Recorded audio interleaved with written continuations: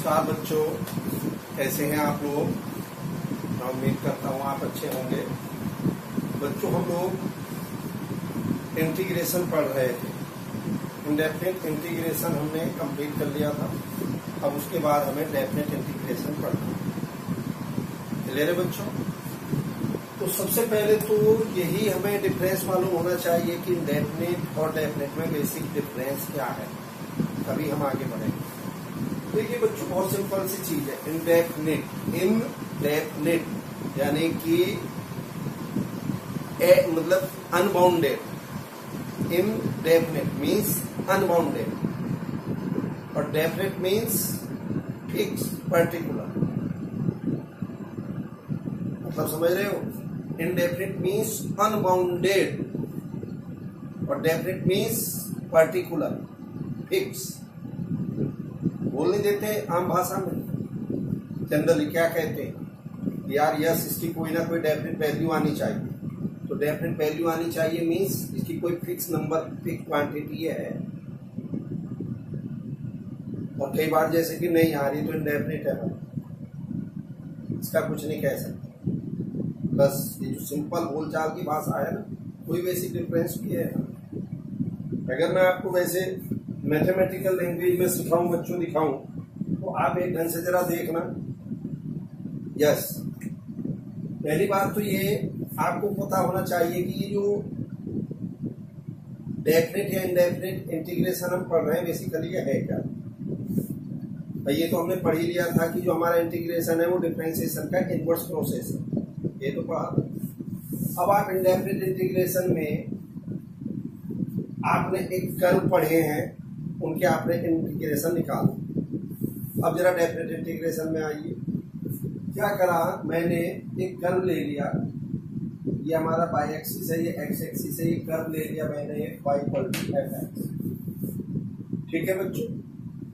और इसको मैंने बाउंड कर दिया x = a से x = b।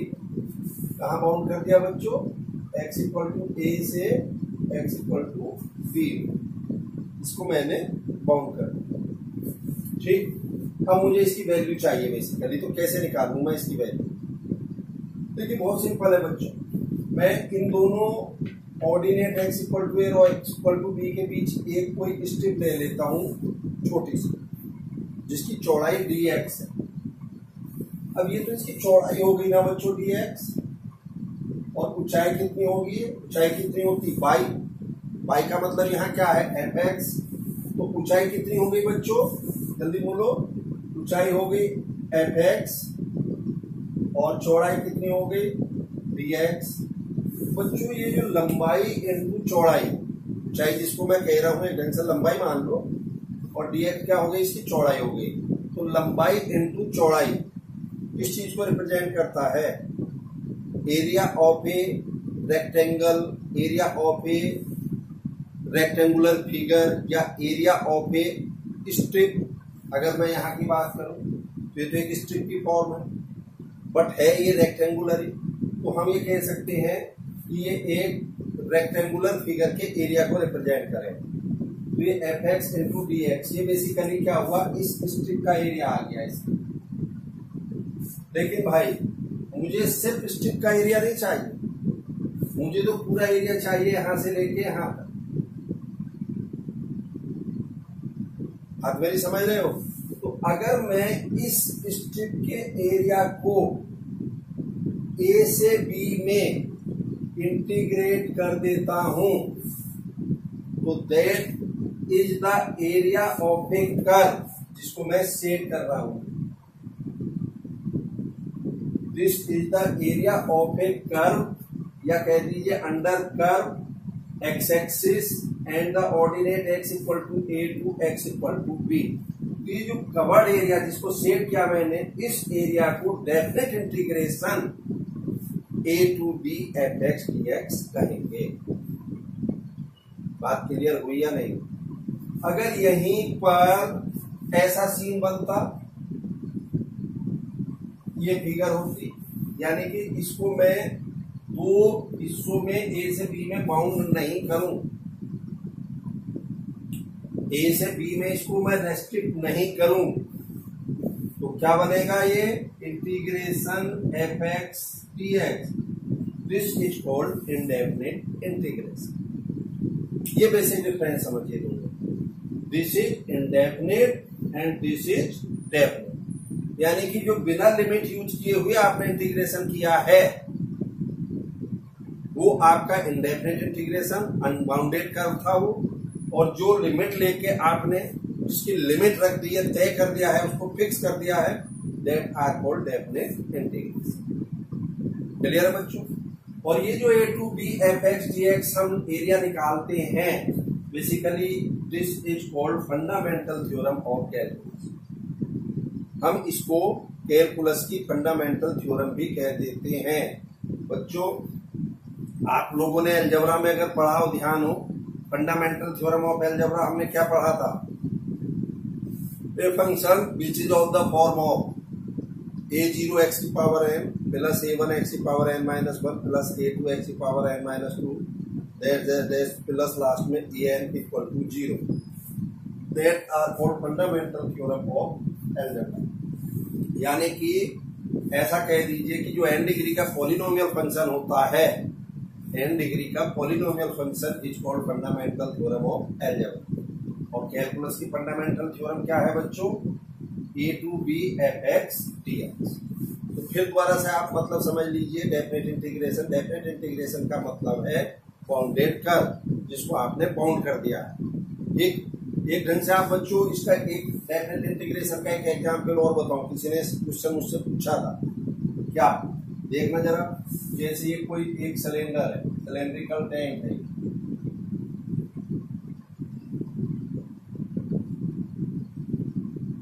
Cylindrical tank. अब इसमें एक क्या हुआ है, ये कितनी हाइट तक लिक्विड भरा, ये अब आपसे पूछ रहा कि जी इसमें टोटल कितना लिक्विड है इस टैंक। बच्चों सिंपली वॉल्यूम पूछ रहा ना भाई, वॉल्यूम ही तो पूछ रहा। और वॉल्यूम कितना होता है सिलेंडर का? भाई आर स्क्वायर एच होता कि नहीं? तो इसका रेडियस गिवन होंगी और कितनी हाइट तक वॉल्यूम है वो गिवन होगा, तो भाई आर स्क्वायर एच आप आराम से वॉल्यूम निकाल देंगे। इस इंटीग्रेशन का यूज हम वॉल्यूम निकालने में भी करते हैं, डेफिनेट इंटीग्रेशन। आपके यहाँ सिलेबस में नहीं है, पहले यूपी बोर्ड में हुआ करता था ये, volume and surface area and total surface area of A curve, वो भी डेफिनेट इंटीग्रेशन की ही हेल्प से हम निकालते। अब बच्चों उसने क्या करा, यहाँ पे दिमाग लगाया हल्का सा, देखिए, और इस टैंक को उसने ऐसे जमीन पे गिरा दिया, ये उल्टा कर दिया।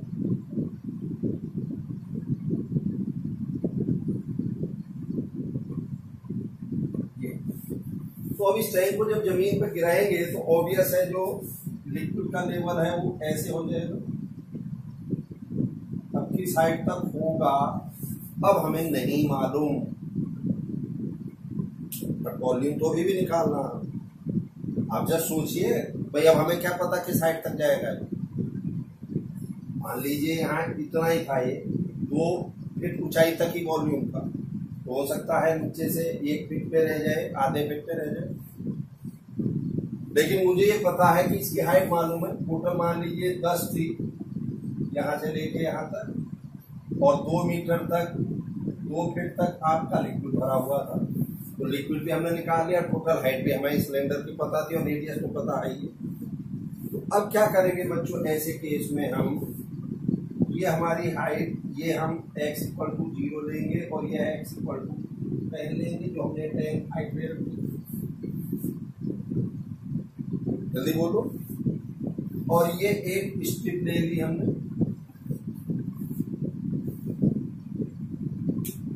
आंसर देख लीजिए, ये क्या ले ली हमने, स्ट्रिप ले ली। अब जो ये स्ट्रिप हमारी आ चुकी है, तो इस स्ट्रिप को अगर मैं इसकी चौड़ाई dx मान लूं,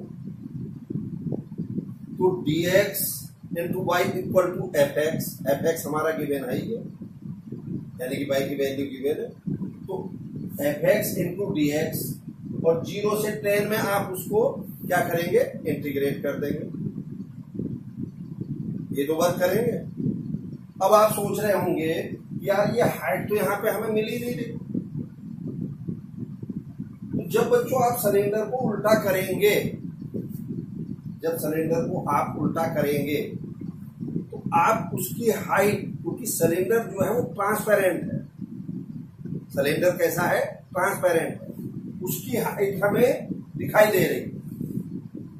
और अगर दिखाई नहीं दे रही है तो जब वो सिलेंडर उल्टा करा है उसने तो वो बताएगा कि भाई अब सिलेंडर उल्टा करने के बाद जो उसकी लिक्विड की हाइट है वो सपोज करिए 1 फीट पे है, ग्राउंड से 1 फीट हाइट पे है।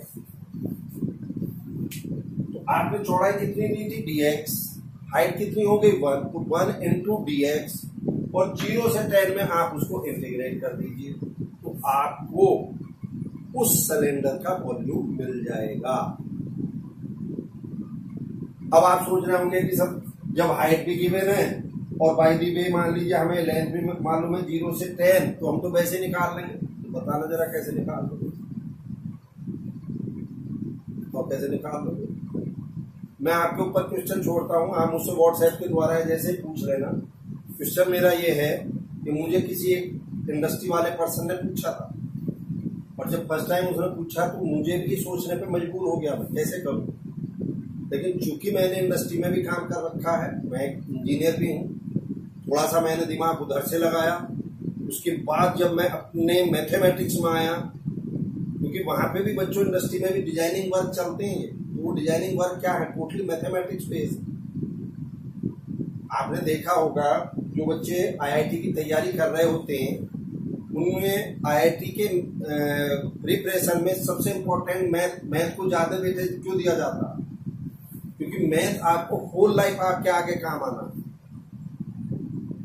तो क्वेश्चन में फिर आपको बोल रहा हूं और इसको सोच कर फिर बता रहा हूं। एक ये सिलेंडर है, आप ऐसा मान लीजिए कि जिसकी रेडियस ये कह दीजिए जो डायामीटर है वो इसका डायामीटर है 4 फीट टोटल, और सिलेंडर की हाइट है 10 फीट, 10 फीट हो गई, और 3 फीट तक इस सिलेंडर में लिक्विड भरा हुआ है। तो इसका वॉल्यूम क्या होगा। तो बच्चों ऑब्वियस सी बात है, जो इसका वॉल्यूम है वो पाई आर स्क्वायर है, इससे निकाल लोगे। इसमें तो डायरेक्ट चूंकि फॉर्मूला हमने पढ़ा है, 8-7 क्लास से पढ़ते आ रहे हैं। अब इधर आ जाइए, इसी को मैंने क्या करा, डाउन कर दिया, जमीन पे लेटा दिया उस सिलेंडर। अब आप इसका वॉल्यूम क्या होगा वो मुझे कैलकुलेट करके बता दें। ठीक, चलिए, ये तो आपके इससे बहुत ज्यादा हमारे मतलब सिलेबस से बहुत ज्यादा इसका मीनिंग नहीं था, तो एक इसका एप्लीकेशन बताया था मैंने कि हम इसको कैसे कैसे अप्लाई कर सकते हैं।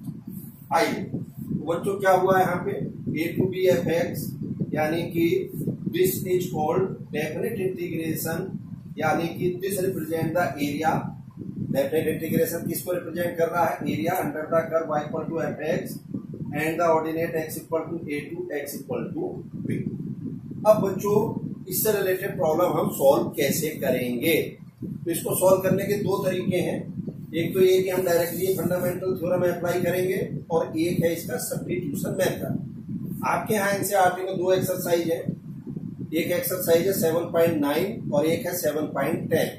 7.9 में सीधा फंडामेंटल थ्योरम अप्लाई की है और 7.10 में सब्स्टिट्यूशन मेथड यूज किया। बट अगर एग्जाम में आपके यहाँ प्रॉब्लम आती है तो वो आपसे ये नहीं पूछेगा कि आप इसको सब्स्टिट्यूट मेथड से करना है, ऐसे करना है, वैसे करना है, आपको तो आंसर से मतलब होना। तो मैं दोनों मेथड इसलिए बता रहा हूं ताकि आपको क्लियर हो, बट आप अप्लाई कोई सा भी कर सकते हैं। ठीक है, तो चलिए एग्जाम्पल देखिए। Let F x is continuous function defined in a to b। F X को एक कंटिन्यूअस फंक्शन है जो इसे b में डिफाइन है। Then fx is anti derivative of fx, और हमने कैपिटल fx जो है वो एंटी डेरिवेटिव ऑफ fx मान लिया, इसका यानी कि इंटीग्रेशन। तो a to b fx dx को इंटीग्रेशन क्या आ गया बच्चों, fx, और चूंकि ये लिमिट है, ये लोअर लिमिट कही जाएगी या अपर लिमिट, तो जो इसका इंटीग्रेशन आएगा fx का, उसे हमने कैपिटल fx लिया और उस पर लिमिट लोअर और अपर लिमिट लगा दी। और अब एक बार अपर लिमिट रखिए माइनस एक बार लोअर लिमिट रखिए, तो ये इसकी फंडामेंटल थ्योरम है इसकी कैलकुलस। और ये इसको सिंप्लीफाई करने का तरीका। यानी कि अगर यहाँ पे कोई ब्रैकेट में क्वांटिटी है और ये लिमिट है तो इसका मतलब उसमें x की जगह एक बार अपर लिमिट और एक बार लोअर लिमिट रखें। एक छोटा सा एग्जाम्पल देख लो बच्चों, यही 1 से 2 x dx कंसीडर, इसको मैंने i मान लिया। क्या मान लिया इसको मैंने? i क्या ले लिया? Simple integration x dx। अभी लिमिट नहीं ली मैंने, केवल लिमिट को छोड़ के i मान लिया उस फंक्शन को, और ये क्या हो जाएगा x²/2। ठीक, अब ये जो इंटीग्रेशन करके आया है इसे मैंने कैपिटल fx ले लिया। ये देखो, let fx is continuous function, यानी कि ये x जो है कंटिन्यूअस फंक्शन है इन a to b, 1 से 2 में कंटिन्यूअस फंक्शन है, and fx is anti derivative, और मैंने कैपिटल fx इसका एंटी डेरिवेटिव, एंटी डेरिवेटिव इसका क्या है? x²/2 आया कि नहीं? x²/2 को मैंने कैपिटल fx ले लिया। ठीक, अब मुझे इसकी वैल्यू निकालनी है, यानी कि i। तो क्या हो गया? सिंपली i इक्वल टू, अरे f2 माइनस f, भाई इसमें एक बार अपर लिमिट रखेंगे एक बार लोअर लिमिट रखेंगे, तो f2 माइनस f1, और fx है क्या? ये f2 का मतलब 2²/2 और f1 का मतलब 1²/2। इसको सिंप्लीफाई कर लिया, आंसर आपका 3/2। बोलो बच्चों जल्दी से, देखो 1 मिनट इसको जल्दी चेक करो।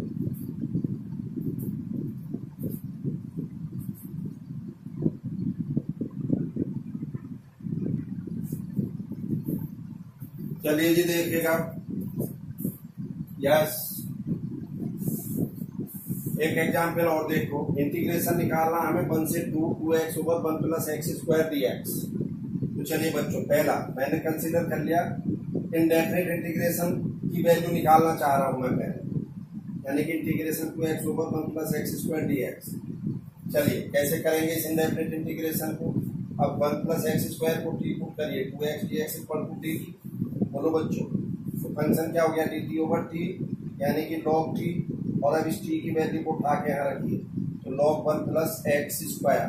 ठीक, तो i = दिस, और इसको हमने क्या मान लिया? Capital fx। भाई इससे थोड़ी देर पहले ये तो माना था हमने, ये जो फंक्शन है हमारा, इसको स्मॉल fx अगर ये है तो इसका ये एंटी डेरिवेटिव तो fx था, यानी कि i = दिस, यानी कि fx। अब i कितना हो जाएगा? f2 माइनस f1, लिमिट 2 और 1 ही तो थी, तो f2 का मतलब यहाँ पे x को 2 रखिए तो यहाँ f2 आ गया, और यहाँ f1 रखेंगे तो f1 आ गया। एक ढंग से ऐसा कर सकते हो, और अगर डिटेल में जाना है f2 1 + 2² f1 1 + 1², ये यहीं पे f2 f1 निकाल लो, और बस फिर i = f2 minus f1, f2 और f1 की जगह ये वैल्यू उठा के ना, तो यहाँ से आपका क्या आ गया? log 5 माइनस log 2, यानी कि ये मॉड में है, क्योंकि पॉजिटिव क्वांटिटी है तो इसलिए मॉड हटा सकते हैं हम इनका। 5 और 2 पॉजिटिव है तो मॉड हटा सकते हैं, तो log 5/log 2 आपका आंसर आ गया। इसी में जो बच्चों मैं आपको कह रहा था दूसरा मेथड ऑफ सब्स्टिट्यूशन, तो आपकी एक्सरसाइज 7.9 और 10, ये जो वीडियो है जो हमारी थ्योरी है ये दोनों एक्सरसाइज को कवर कर रही है। दोनों में है कुछ थोड़ी, या इवन ये भी कह सकते हो जो हमने इंडेफिनिट इंटीग्रेशन पढ़ा है अभी तक, बस उस पर लिमिट लगा के उसका रिवीजन हो रहा है, उस पर सिर्फ लिमिट लगा के, और उस इंडेफिनिट इंटीग्रेशन का ये रिवीजन है। अब इसी प्रॉब्लम को दूसरे तरीके से कैसे करेंगे देखो। ये 1 से 2 2x/1 + x² dx है, 1 + x² को t पुट करिए, तो 2x dx, जल्दी बोलो बच्चों क्या हो गया? ये 2x dx = dt। क्या बना अभी? 2x dx की जगह dt/t हो गया कि नहीं हो गया? जल्दी बोलो, dt/t। ठीक, फंक्शन हमारा t में आ गया। फंक्शन ऊपर कै में था? x में। ऊपर लिमिट कै में थी? x में। नीचे फंक्शन कै में है? t में।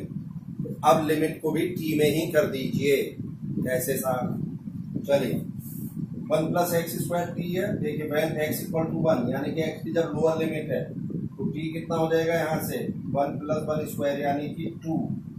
when x = 2, जब x 2 है, ये x की वैल्यू 2, ये लिमिट लगाते हैं हमें। when x = 2 तो t कितना हो जाएगा? 1 + 2² यानी कि 5। तो लिमिट अब आप यहाँ 2 से 5 कर दीजिए। जल्दी बोलो बच्चों। यानी कि जो मेरा फंक्शन अब टी में आ गया तो लिमिट भी टी के अकॉर्डिंगली कर दो आप। तो डी टी ओवर टी क्या हो जाएगा, लॉग मॉड टी। और अब लिमिट यहाँ पे 2 और 5 रखेंगे, न कि 1 और 2। क्या रखेंगे, 2 and 5। 2 and 5 क्यों रखा, क्योंकि मैंने पूरा फंक्शन टी में ही कन्वर्ट कर लिया और लिमिट भी मैंने टी में ही कन्वर्ट कर दी एक्स की वैल्यू रख के। बस सिंपली अब टी की जगह 5 रखो, फिर -2 रखो, log 5 minus log 2 log 5 over 2। Same result आया कि नहीं आया। एक ही प्रॉब्लम को आप दोनों तरीके से कर सकते हो। ऐसे करेंगे तो एक्सरसाइज 7.9 हो गई, ऐसे करेंगे तो एक्सरसाइज 7.10 हो। ठीक, बट आपसे अगर एग्जाम में प्रॉब्लम पूछी जाएगी तो वो ये नहीं कहेगा कि साहब इसको इंटीग्रेट करिए एक्सरसाइज 9 के अकॉर्डिंगली, इसको इंटीग्रेट करिए एक्सरसाइज 10 के अकॉर्डिंगली। वो तो सिंपल इंटीग्रेशन पूछे। तो मैं तो बच्चों कभी ये मेथड ऑप्ट करता नहीं, मैं तो सिंपल ये मेथड ऑप्ट करता हूँ, डायरेक्ट लिमिट को चेंज कर लेता हूँ मैं उसी से। बस ये ध्यान रहे कि जो आपका फंक्शन है ये उस क्लोज इंटरवल 1 से 2 में कंटिन्यूअस होना चाहिए। 1 से 2 में कंटिन्यूअस होना चाहिए और ओपन इंटरवल में डिफरेंशिएबल होना चाहिए। बस ये आपकी कंडीशन क्लियर। ठीक है बच्चों, कर लीजिए नोट इसको जल्दी से।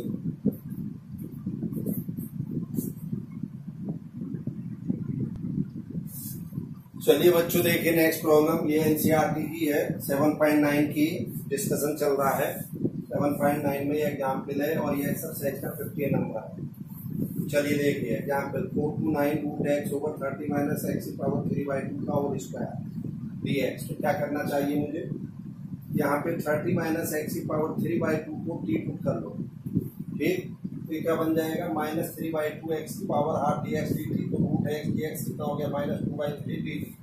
तो -2/3 dt over T square, -2/3 T की पावर -2 dt हो गया। तो क्या हुआ, -2/3 इसका इंटीग्रेशन कर दिया, फाइनली 2/3 1/t आया हमारे पास सॉल्व करके सिंप्लीफाई करके। अब इस टी की वैल्यू को रख दो यहाँ और इसको हमने एफ एक्स मान। एक तरीका बच्चों यहीं पे था कि यहाँ मैं x की अपर और लोअर लिमिट की वैल्यू रख के t में कन्वर्ट कर देता लिमिट को भी, और तब हम कर लेते। तो चूंकि अब इसको मैं 9 के अकॉर्डिंगली करके दिखा रहा हूँ यहाँ, तो इसलिए इसको मैंने t में कन्वर्ट ना करके वापस x में ही ले आया। बस सिंपली अब i = f9 minus f4।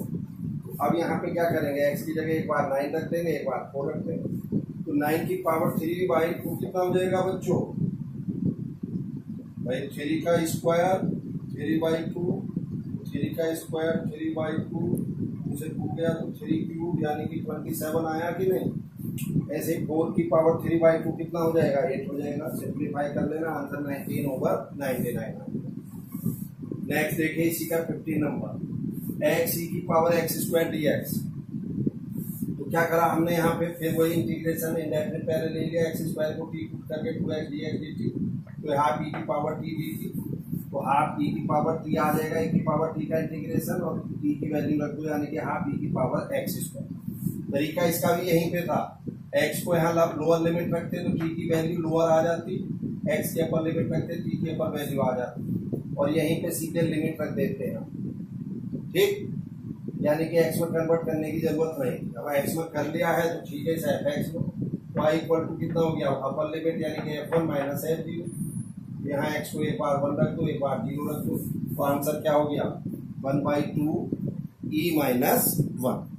Clear है बच्चों, करिएगा नोट जल्दी से। चलिए बच्चों देखिए नेक्स्ट प्रॉब्लम देखो। यस,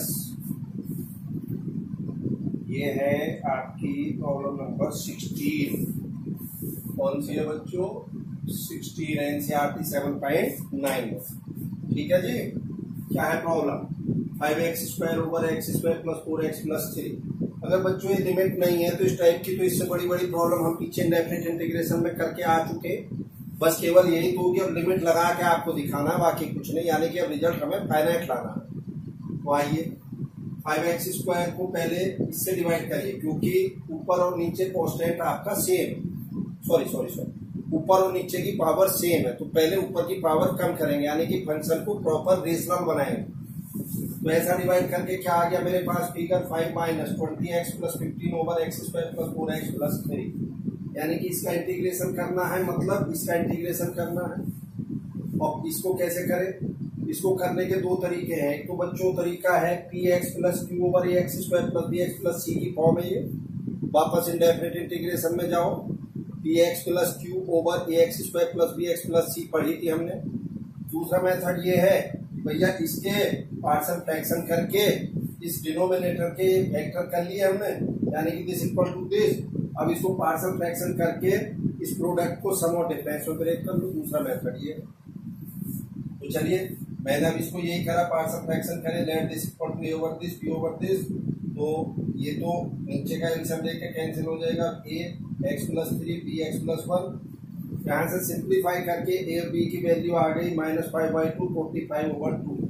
तो चलिए बच्चों दिस इक्वल टू ये है, और इसको मैंने क्या लिख दिया था, इसको लिख दिया मैंने ये वैल्यूज रख दी, यानी कि this equal to after simplification ये बना। अब इसको इंटीग्रेट कर दीजिए, क्या हो जाएगा इंटीग्रेट 5x ये 5dx 5/2 dx over this -45/2 dx over this. अब इसको हमने पूरे को इंटीग्रेट कर लिया भाई, ये 5x हो गया, ये 5/2 log x प्लस 1 मोड में, और ये log x प्लस 3, और इसको मैंने fx मान दिया। तो मेरा i क्या है f2 माइनस f1।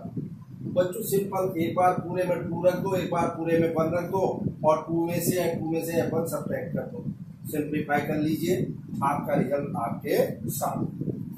क्लियर है जी, कोई समस्या नहीं है। आगे देखिएगा इसके,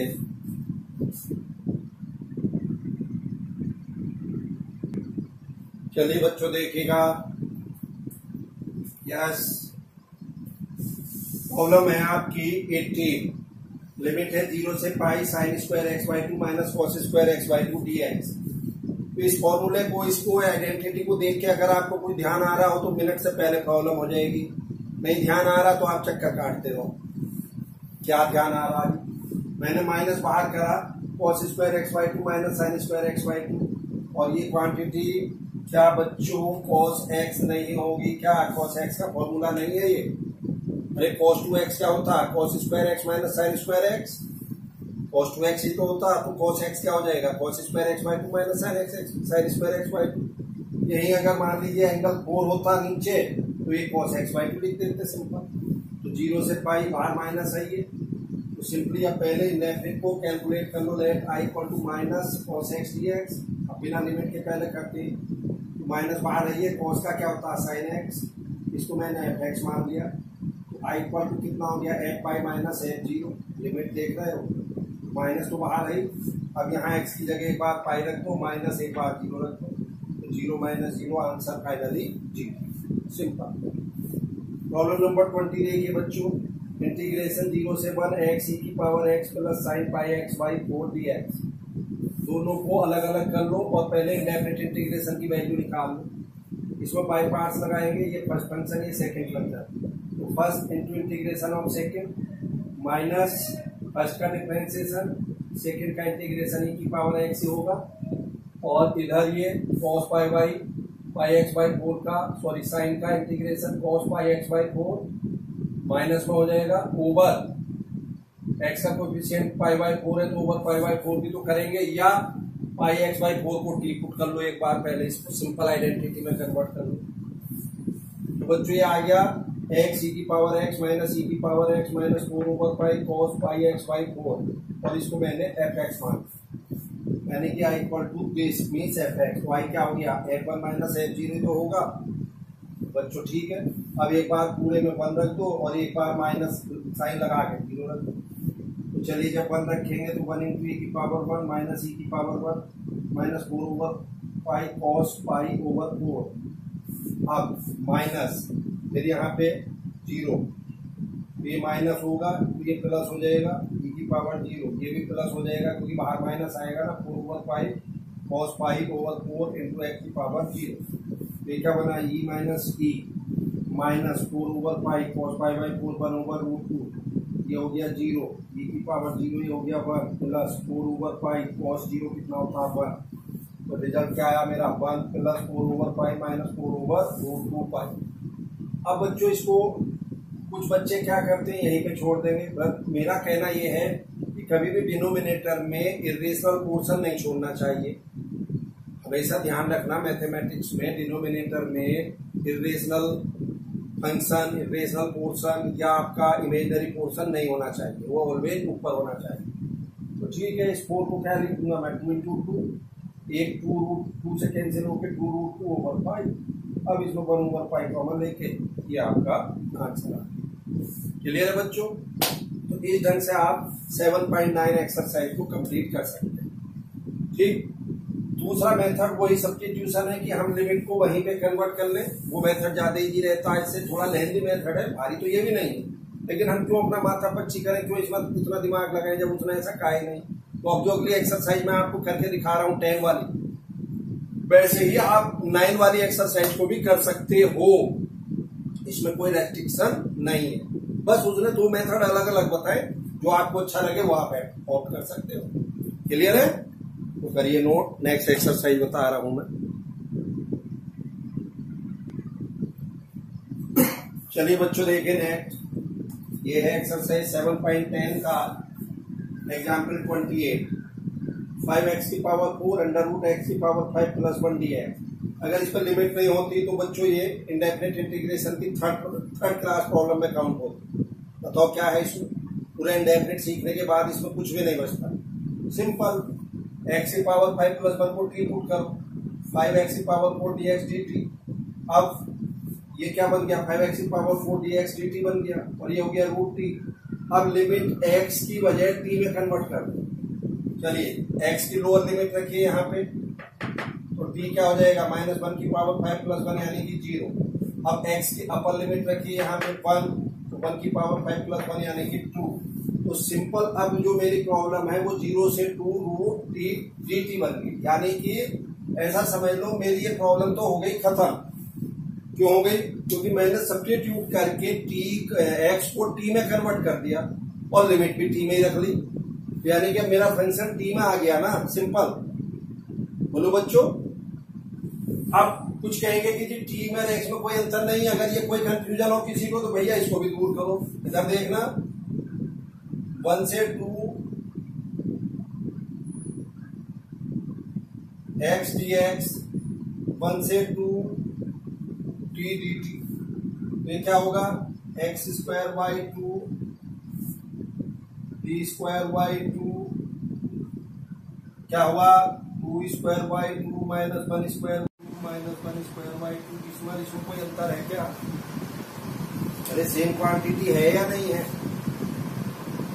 तो यहाँ पे हम लिमिट क्या करते हैं? fx dx ले लो, ft dt ले लो, fu du ले लो।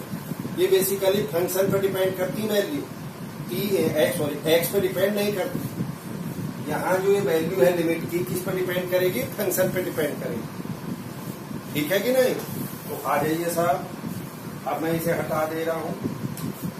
चलिए इसके नीचे देख लिया, तो लिमिट हो गई हमारी 0 से 2 √t dt। अब √t का इंटीग्रेशन कर दो भाई, t की पावर हाफ है तो +1 ऊपर नीचे ऐड करेंगे कि नहीं? तो t की पावर 3/2 / 3/2, तो 2/3 t की पावर 3/2, लिमिट 0 से 2 2/3।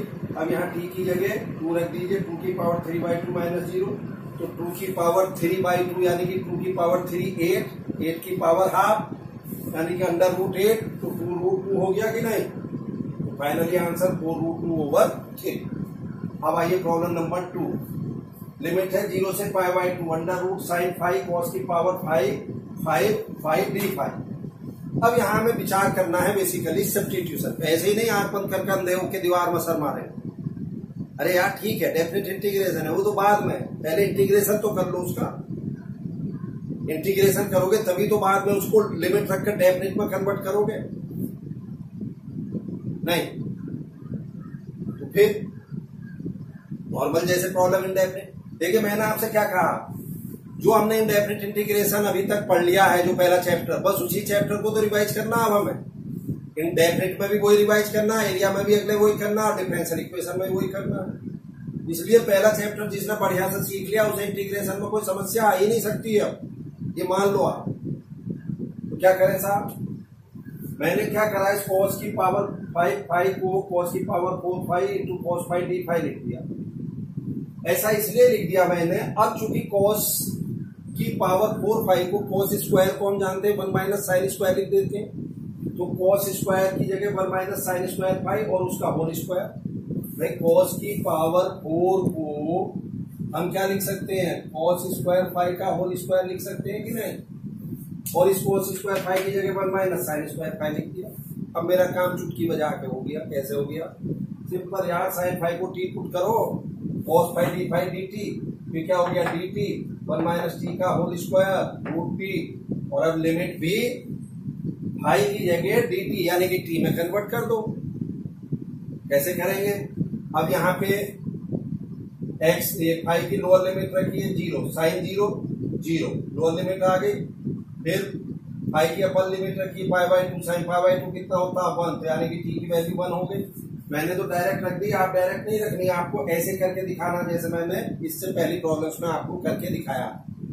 ठीक है साहब, तो बस अब इसको खोल दो और रूट टी से अंदर मल्टीप्लाई कर दो, तो फाइनली हमारे पास फिगर क्या बनी, टी की पावर हाफ, टी की पावर 9/2, टी की पावर 5/2। अब इनके इंटीग्रेशन करके और इसमें क्या करेंगे, 0 से 1 लिमिट रख देंगे। बात क्लियर हुई या नहीं हुई बच्चों, हुई? चलिए नोट करिएगा जल्दी।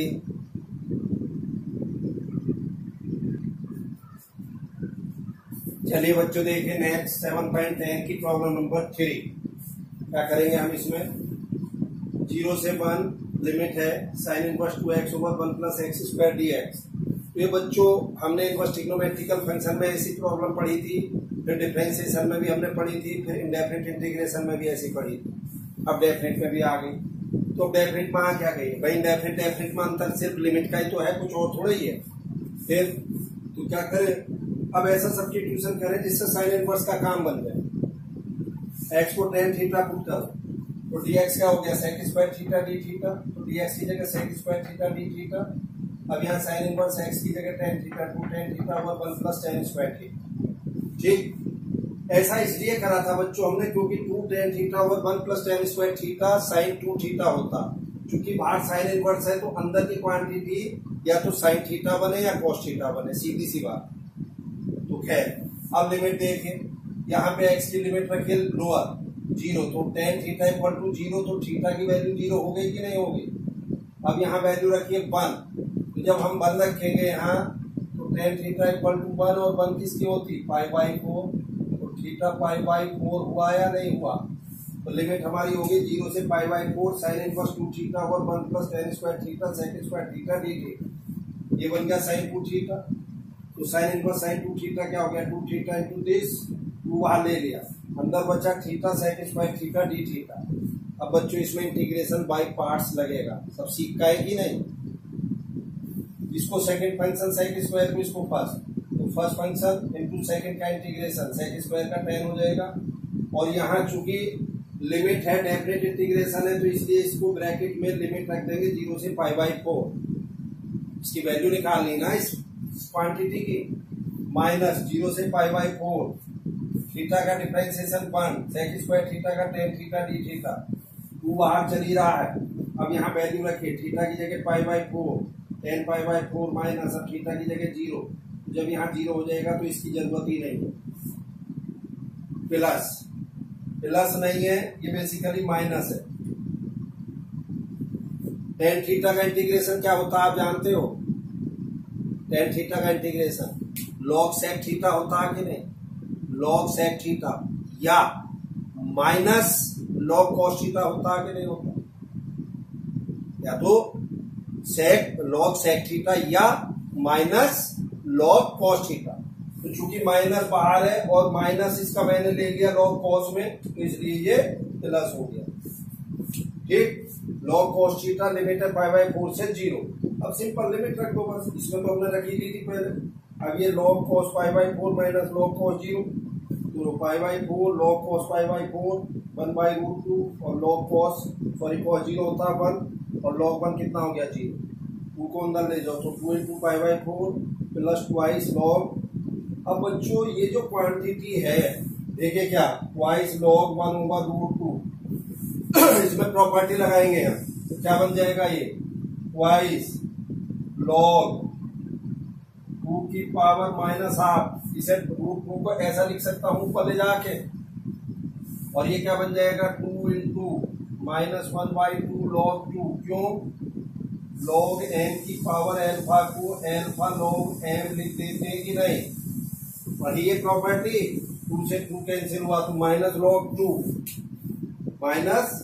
तो इसे क्या लिख दूंगा लॉग ट्वाइस लॉग 2 की पावर माइनस हाफ। तो ये ट्वाइस और ये माइनस हाफ इधर आ गया लॉग 2 से 2 कैंसिल तो π/2 माइनस लॉग 2 आपका आंसर आएगा।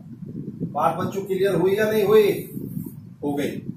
नेक्स्ट प्रॉब्लम नंबर 8, लिमिट है 1 से 2 ब्रैकेट में 1/x माइनस 1/2x स्क्वायर और फिर है e की पावर 2x dx। अब बच्चों इन दोनों को अलग अलग कर लो। दोनों को अलग अलग करने के साथ ही मुझे इसमें कुछ दिखाई दे गया। क्या दिखाई दे गया साहब? मुझे ये दिखाई दे गया कि इसमें मेथड ऑफ कैंसिलेशन लगना चाहिए, क्योंकि 1/x का integration differentiation minus 1/x square होता है, तो x स्क्वायर भी है और 2 जो है वो e की पावर 2x से कवर हो जाएगा। यस लगाइए। तो सिंपल, इसको फर्स्ट फंक्शन इसको सेकंड मान लीजिए, तो फर्स्ट फंक्शन सेकंड का इंटीग्रेशन e की पावर 2x/2 लिमिट 1 से 2 रखी देंगे, ठीक, माइनस 1/x का differentiation minus 1/x square e की पावर 2x का इंटीग्रेशन e की पावर 2x/2 ये लिमिट थी, और ये फंक्शन ऐसे ही छोड़ दिया मैंने। अब ये माइनस इसका बाहर आ गया, तो बच्चों ये और ये आपस में कैंसिल हो गए कि नहीं, और इधर लिमिट रख दो 1/2 e की पावर 2 इंटू 2/2 माइनस, अब यहाँ x की जगह 1 रख दो e की पावर 2 इंटू 1/2 तो e की पावर 4/4 e स्क्वायर/2 तो e स्क्वायर/4 कॉमन ले लो, तो ब्रैकेट में e स्क्वायर माइनस 2 बचेगा कि नहीं बचेगा? बोलो बच्चों, करिए नोट जल्दी से क्विक।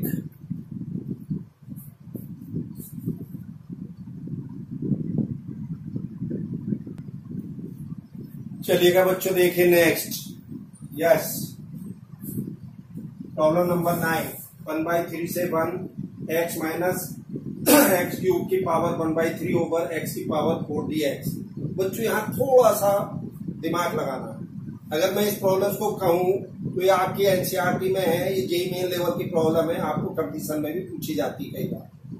तो क्या दिमाग लगाए यहाँ पे, बस सोचने का सवाल ये है सिर्फ। और चूंकि बड़ा तिरछा सा सवाल लिखा हुआ है, पावर बड़ी फ्रैक्शन में, ये वो ऑब्वियस है कुछ ना कुछ ट्रिक होगी पक्का। क्या करें देखिए, इसमें एक्स क्यूब बाहर निकालूंगा मैं, तो एक्स क्यूब बाहर निकालूंगा तो पावर 1/3 है, तो बाहर तो एक्स ही आएगा ना निकल के, ठीक। अब बाहर अगर एक्स आ गया और ये एक्स क्यूब लेंगे बाहर, तो ये एक्स ओवर एक्स क्यूब यानी कि 1/x स्क्वायर बचेगा -1। पहले तो यहां तक आप सहमत हैं या नहीं, ये हमें पता होना चाहिए।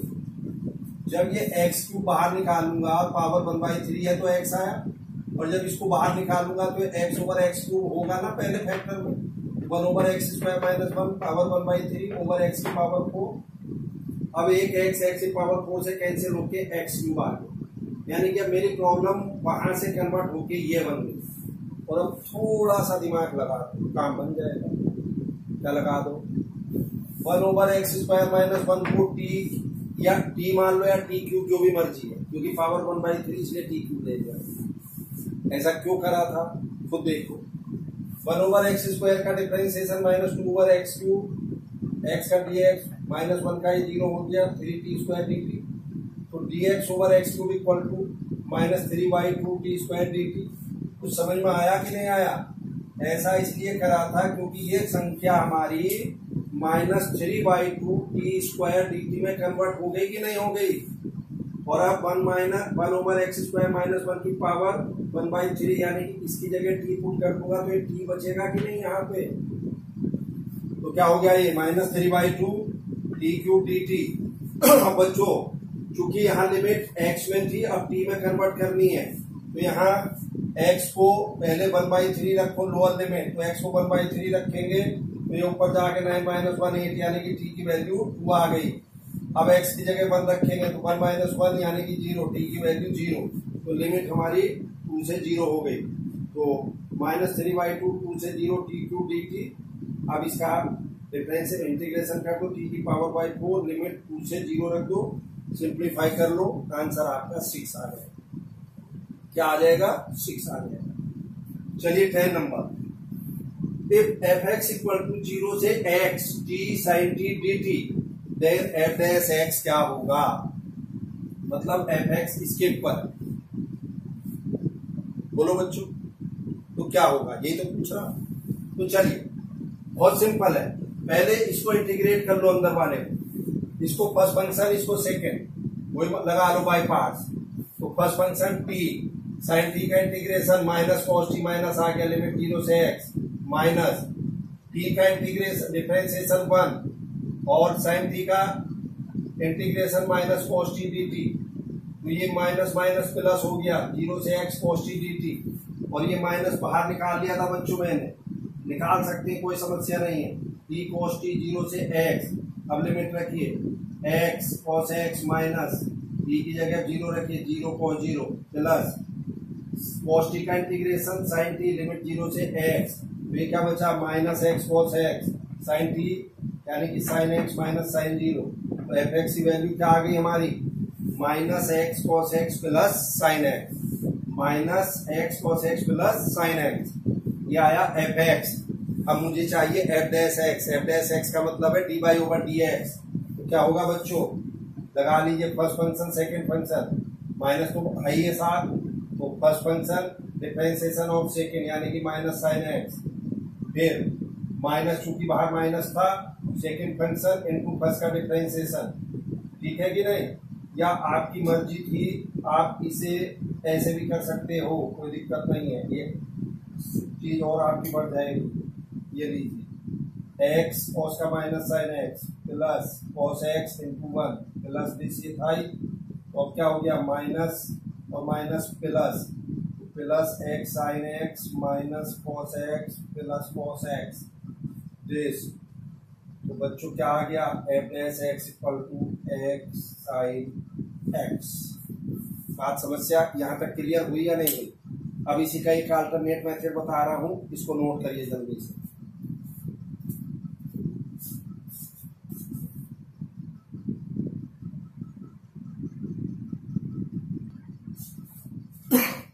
चलिए बच्चों देखिए जरा इसी प्रॉब्लम को, ये तो हो गई आपके बोर्ड के पॉइंट ऑफ व्यू से, अगर इसी को हमें कॉम्पिटिटिव लेवल पे करना हो तो हम कैसे कर सकते हैं? बच्चों इसी बुक में एनसीईआरटी में आपका, जैसे मैंने आपको पढ़ाया था फंडामेंटल थ्योरम ऑफ कैलकुलस, क्या था वो? A to b f x d x, वही तो था a to b f x d x. अब उसका इंटीग्रेशन एफ एक्स आया था, तो f b minus f a, that are called fundamental theorem, तो उसे हम सेकेंड फंडामेंटल थ्योरम नाम दिया गया है। ठीक, फर्स्ट फंडामेंटल थ्योरम क्या है हमारी? फर्स्ट फंडामेंटल थ्योरम देखिए, let F x is a continuous function on the close interval a to b and let a x b the area function, और ए एक्स क्या है? ये ए से x f x d x, a से x f x d x, तो a dash x इसका सीधा integration differentiation क्या हो जाएगा? सिंपल एफ एक्स, यानी कि इसकी जगह पर अपर लिमिट, चूंकि ये भी एक्स है ये भी एक्स है, अपर लिमिट रख दी into differentiation of upper limit करके, यानी कि सीधा कह दो ए डैश इक्वल टू ये बन गया। अब आप डायरेक्ट कैसे बन गया, अब इस पर विचार करने की बात है। तो ये जो इसने तो बहुत शॉर्ट में कर दिया, पता नहीं भगवान जाने इन्होंने किस बिहार पे चीजें करी है, बट इसी में बच्चों कॉम्पिटिटिव लेवल पे एक आता है लिवेंथ रूल। क्या आता है? लिवेंथ रूल। क्या है लिवेंथ रूल? अगर कोई फंक्शन है एफ एक्स, लिमिट है x1 से x2, फंक्शन है एच टी डी टी, तो अगर मुझे इसका विद रेस्पेक्ट टू x दोनों तरफ डिफरेंशिएशन करना है तो एफ डैश एक्स। अब देखिए क्या, एच टी की जगह upper limit differentiation of upper limit minus t की जगह lower limit into differentiation of lower limit. Clear है कि नहीं? अब अगर यहाँ लोअर लिमिट मान लीजिए हमारी कांस्टेंट होती, तो यहाँ पे हम differentiation of lower limit constant करते तो पूरा सिस्टम जीरो हो जाता अपने आप। तो ये है बेसिकली वो फंडामेंटल थ्योरम कह दो या लिवेंथ रूल कह दो, जिसके बिहाफ पे इस प्रॉब्लम को हम कर सकते हैं। कैसे? एफ एक्स है 0 से x T sine T D t, तो भैया f dash x with respect to x कर रहे हैं, तो क्या हो जाएगा? इस फंक्शन में टी की जगह upper limit x sine x into differentiation of upper limit minus, अब टी की जगह lower limit 0 sine 0 into differentiation of lower limit यानी कि 0, तो ये क्या हो गया x sin x और x का डिफरेंशिएशन 1 और ये तो 0 हो ही गया। तो f dash x equal to x sin x हुआ या नहीं हुआ। तो बच्चों ये जो 11th रूल है कॉम्पिटिटिव लेवल पे, इसको तो बहुत IIT में बहुत प्रॉब्लम्स बनती है। हम इसको करेंगे जब कंपटीशन लेवल की वीडियो मैं आपको डालूंगा तो ये चीजें आपको वहां पर मिल जाएगी। बात समझ में आई। लेकिन चूंकि बोर्ड की प्रॉब्लम है तो आप ऐसे ही कर लेंगे तो ज्यादा बेटर है बजाय इसके, क्योंकि बोर्ड में ये मेथड एप्लीकेबल नहीं होगा। ये बात मैंने आपको बता दिया कि शॉर्टकट में कैसे कर सकते हैं, ठीक है। और ये आपके एनसीईआरटी में भी first fundamental theorem of calculus करके दिया भी है। अगर ए से x f x d x है तो a dash x simple f x हो जाएगा। अब यहाँ पे ध्यान रखें, ए की जगह ये 0 से x भी होगा तो भी सेम ये रिजल्ट आएगा, यानी कि एक लिमिट हमारी कांस्टेंट होनी चाहिए, एक वेरिएबल होनी चाहिए, तो डायरेक्ट ये लिमिट आ जाएगी, ठीक है। अब यहीं पर अगर ये x होता ये x स्क्वायर होता तो ये फिर ये लिमिट एफ एक्स डायरेक्ट नहीं आती, फिर एफ एक्स स्क्वायर का डिफरेंशिएशन माइनस एफ एक्स की जगह लोअर लिमिट एफ एक्स और लोअर लिमिट का डिफरेंशिएशन, यानी कि ये रूल लगा। तो चूंकि यहां भी x यहां भी x, सीधे एफ एक्स हो गया और इसका डिफरेंशिएशन 1 होता, इसलिए डायरेक्ट ये लिख दिया गया। ये प्रूफ इसने नहीं दिखाया, इसका प्रूफ इसी से निकला। क्लियर है बच्चों। तो मुझे उम्मीद है कि अब आराम से आप 9.9 और 9.10 एक्सरसाइज बहुत क्लियरली कंप्लीट कर लेंगे, समझ में भी आ गई होंगी सारी बातें। इसके बाद अब हम इसकी नेक्स्ट एक्सरसाइज, यानी कि अगर मैं कहूं जो डेफिनेट इंटीग्रेशन की बात हम करते हैं वो नेक्स्ट एक्सरसाइज से ही स्टार्ट होगा। ये तो सिंपल जो हमने इंडेफिनेट इंटीग्रेशन पढ़ा था बस उसके ऊपर आपको सिर्फ लिमिट लगा दी गई है, इसके अलग और कुछ भी नहीं। क्लियर है बच्चों। चलिए नोट करिए। Have a nice day.